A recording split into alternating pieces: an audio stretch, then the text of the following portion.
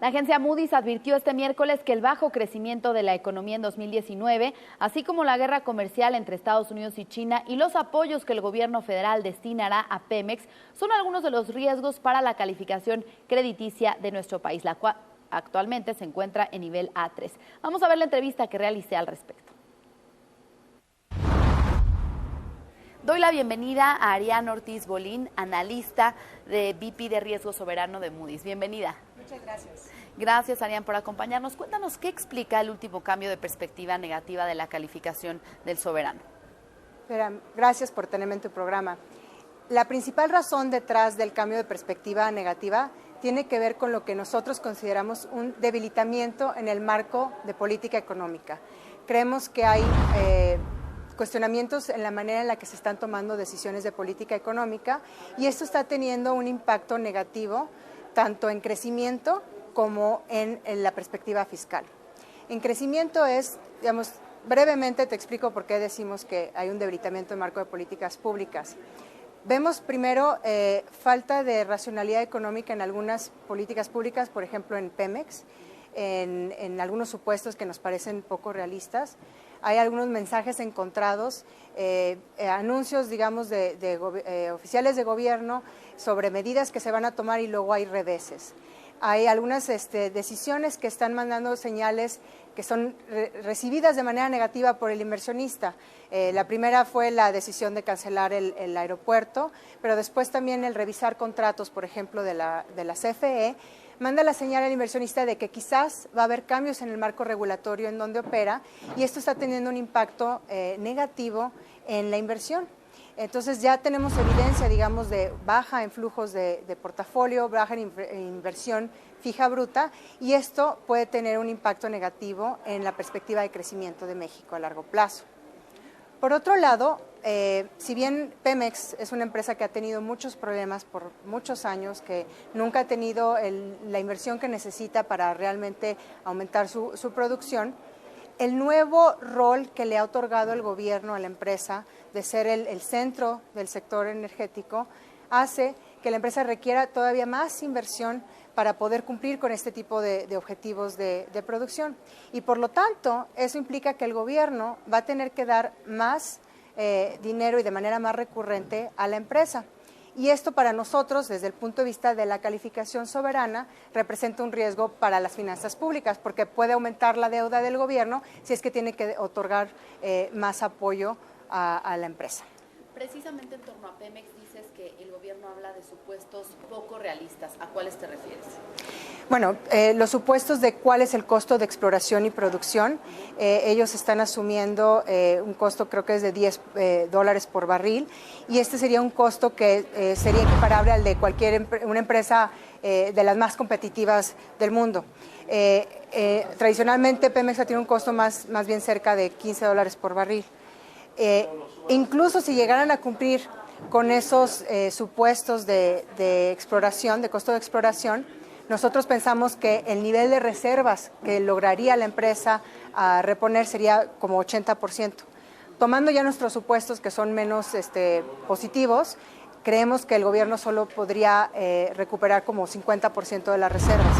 Entonces eso implicaría que la producción continuaría cayendo. Entonces, digamos, el costo de inversión que el gobierno está asumiendo para nosotros va a ser más alto de lo que ellos están asumiendo si es que quiere cumplir con sus metas de mantener las reservas y la producción al menos estable. Ahora, ¿cuáles son sus expectativas del paquete económico que se espera se presente pues, en los próximos 4 días? Sí, es algo que es muy importante para nosotros porque sentaría la pauta de lo que el gobierno está esperando sea su gasto y sus ingresos para el próximo año. Lo más importante sería saber cuáles son los supuestos macroeconómicos que están detrás de ese paquete económico.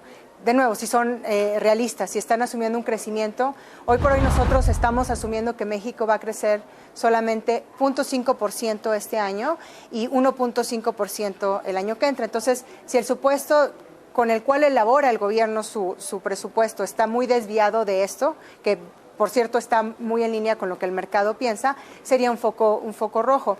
Otro tema que queremos ver es si hay una reorientación de nuevo del gasto, como la vimos en el 2019, o si está muy en línea con lo que ya pasó en el 19.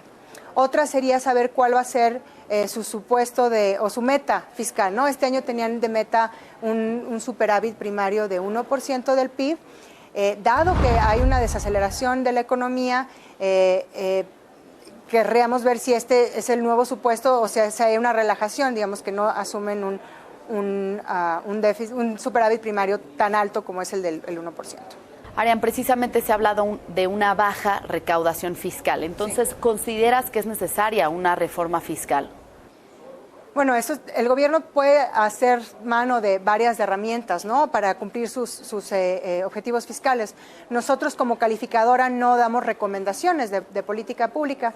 Lo que sí te puedo decir es que, dado que hay, como bien dices, una desaceleración en los ingresos, no solamente en los tributarios, o sea, hay recaudación de IVA, de ISR, en eso, de hecho, ha habido crecimiento, pero no está creciendo tan rápido como antes. Donde sí ha habido una caída es en los ingresos petroleros, por lo que mencionaba yo, de que hay una caída en la producción. Entonces, el gobierno está recaudando menos por ingresos petroleros.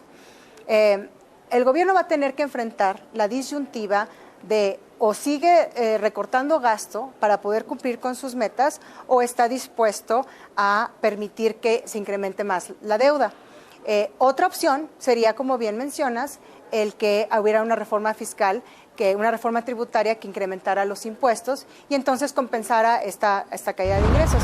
Ahora, aquí ojo, porque el incrementar impuestos tiene un impacto negativo en crecimiento. Entonces, tendríamos que ver qué tipo de medidas se propone y cuál sería el impacto negativo en crecimiento y al final ver, digamos, en neto, si hay un impacto positivo.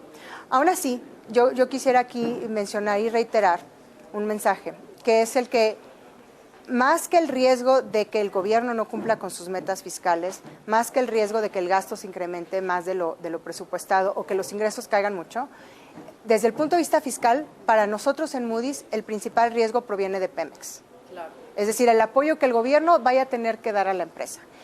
Hoy por hoy estamos considerando que puede ser entre 1 y 2 puntos del PIB, que eso es mucho más que lo que estoy mencionando yo de si no cumple o no con sus metas fiscales.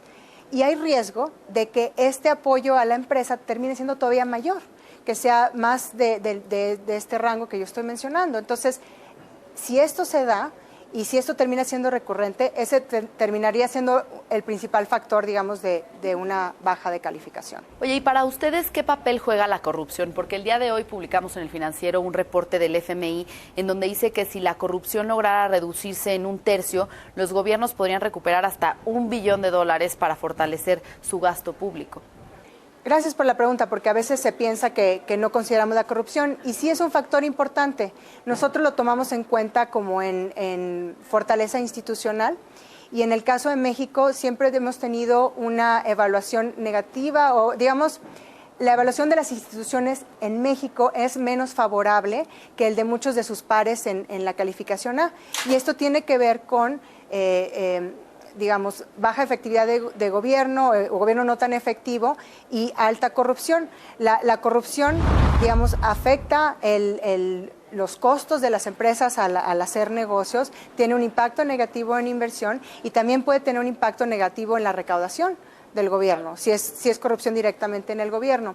Entonces, es algo que nosotros lo tomamos en cuenta desde el punto institucional, digamos, es un factor negativo en institucional, porque se permea y tiene un impacto en crecimiento y también en finanzas públicas. Ahora, el problema es que el combate a la corrupción, si no es desde un punto de vista institucional, si no viene acompañado de un fortalecimiento del Estado de Derecho y del Poder Judicial, difícilmente va a tener el impacto positivo a largo plazo que uno esperaría para entonces realmente notarlo, ¿no? Se puede tener mejoras puntuales en recaudación, pero tendría que ser un esfuerzo más bien sistémico, institucional, para que tuviera un impacto deseado. Oye, ¿y qué tanto relacionan el riesgo político para el soberano? Por ejemplo, pues a unos días de que se presente precisamente este paquete económico que platicábamos, vemos cierta fragmentación en el Congreso. Hace unas horas se anunció que Porfirio Muñoz Ledo renuncia a la dirigencia de la Cámara de Diputados. Entonces, todo esto genera cierta incertidumbre, ver fragmentación en el Congreso. ¿Esto qué tanto afecta? Bueno, tratamos siempre de distinguir entre ruido político o noticias políticas y noticias políticas que puedan llevar a cambios en políticas públicas que tengan incidencia en temas de fiscales o en temas de crecimiento. Nosotros somos bastante agnósticos hacia el sistema político es de izquierda o es de derecha. Lo que nos importa es saber si estas políticas son predecibles y si son consistentes con la realidad económica y si se están tomando con criterios económicos, ¿no? O sea, muchas decisiones, sentimos que hay decisiones últimamente que se están tomando con criterios políticos, pero que tienen consecuencias económicas. Y para nosotros ahí está el riesgo. Entonces, el hecho de que haya ruido político o cambios no necesariamente es negativo, solamente si es que tienen un impacto en la manera en la que se toman decisiones. Bien, pues finalmente, ¿cuáles son los factores a considerar para futuras acciones de calificación del soberano? Tenemos dos factores principales que vamos a estar monitoreando muy de cerca y que nos pudieran llevar a cambiar la calificación. Recordando, teniendo una perspectiva negativa, esto significa que el riesgo es más a la baja. Por eso no menciono los factores al alza. El primero es el que tengamos mayor evidencia de que el crecimiento económico a mediano plazo va a ser más bajo.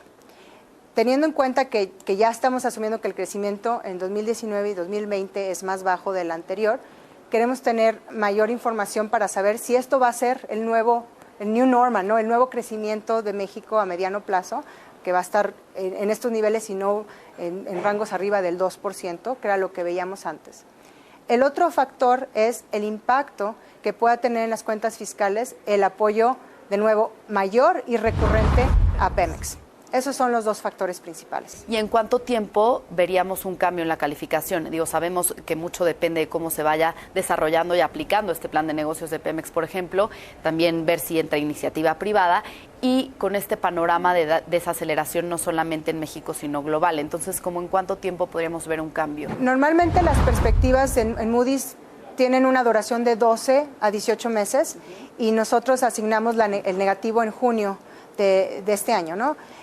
Nosotros pensamos que para principios del año que entra tendremos la información que necesitamos para tomar una decisión. Bien, e información positiva, ¿qué se necesitaría para cambiar la perspectiva de negativa a estable?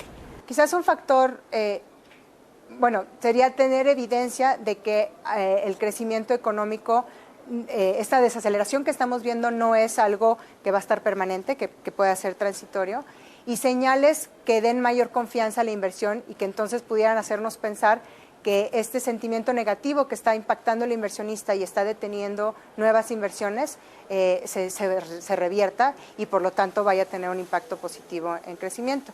Otro factor que pudiera hacer que hubiera una balanza más hacia a la alza, más positiva, tendría que ver con mejora en el desempeño de Pemex en producción y en reservas, lo cual disminuiría el apoyo que el gobierno necesita dar a la empresa. Y la economía de Estados Unidos, ustedes no ven una recesión, ¿cierto? No, nuestro escenario base es que no hay una recesión en Estados Unidos, que hay una desaceleración.